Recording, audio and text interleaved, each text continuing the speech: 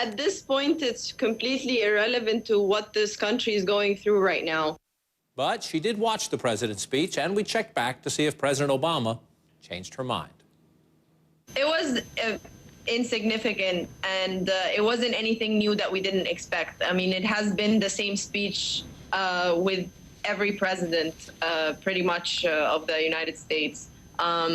Nothing that was different, really, that we didn't know already. And so let me boil it down this way. The president's goal was to reach out to people like you and say, I'm on your side. I want to help you. You either don't believe him or you don't think it matters, or both. How President Obama can help us, or the American administration, is to really stay out of it all. We are the only ones capable of building our own democracy, our own economy, our own political life, with no aid from anybody. And if we can't do it on our own, then we can't do it. But any intervention, it's like, because this change happened from within, and because it was truly aside from any foreign force, that now the U.S. is trying to get in it somehow, or to be part of this this change when they have no business to do so, or any other country. And I think this is kind of the reaction that I've been hearing on Egyptian TV, or reading on Twitter, or just speaking with my friends, is that, it's nothing new. The U.S. aid will never be genuine.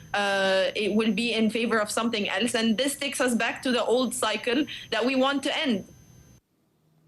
CNN's Fareed Zakaria is also in Cairo tonight. Let's start big picture, then we'll hone in on some specifics. What is, in your view, and from your conversations there in Egypt, the most important thing the president did say in his speech today? Well, honestly, John, it's been a hard sell in Egypt. The Egyptians, particularly those who organized the revolution, whom I spend a lot of time with, they feel that the United States and the Obama administration came to the party late.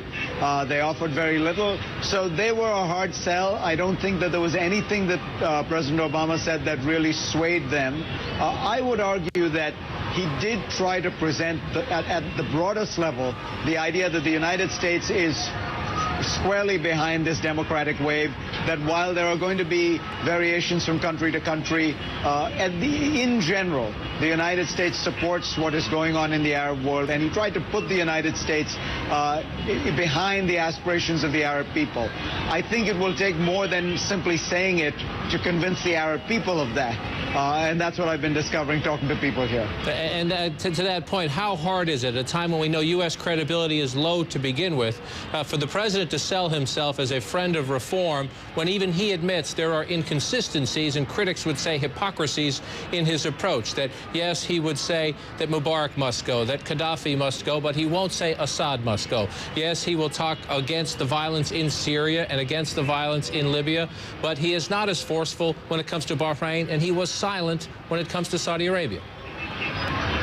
I think this is the hardest nut for him to crack, because the people here, particularly the protesters, the activists, like students and young people everywhere, they want perfect consistency. They want an end to what they call hypocrisy.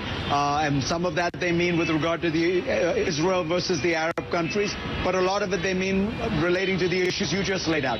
But here's the problem.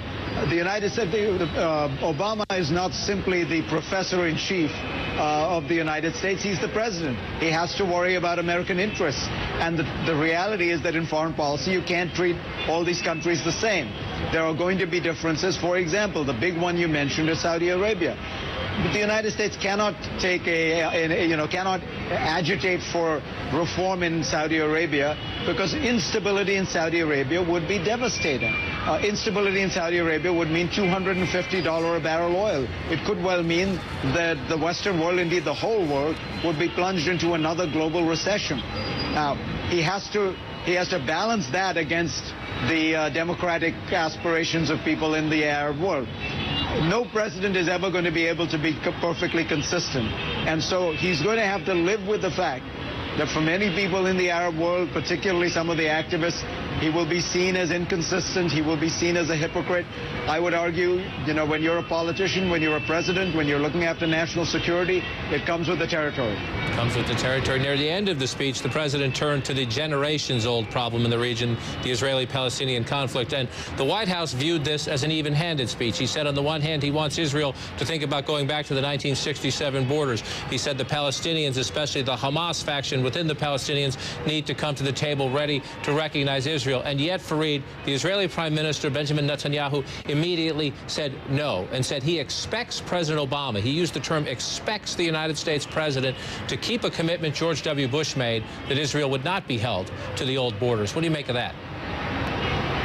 I was surprised that President Netanyahu said that because what President Obama said was very clear, which was that it was on the basis of the 1967 borders plus land swaps that both parties agreed to, which was, after all, the Clinton plan, which everyone understands is going to be the ultimate basis. In other words, you don't end up with this 1967 borders. You start there, and then you make some horse trades.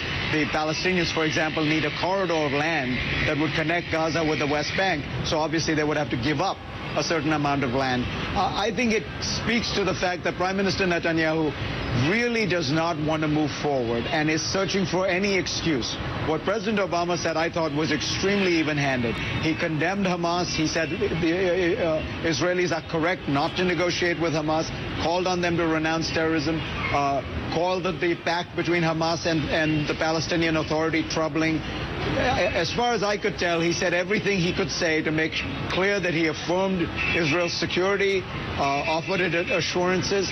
And for Prime Minister Netanyahu to take a speech like that and to view it as one-sided really tells you that at some point, you know, he was waiting to say no. Fareed Zakaria for us in Cairo tonight. Thanks, Fareed. Still ahead.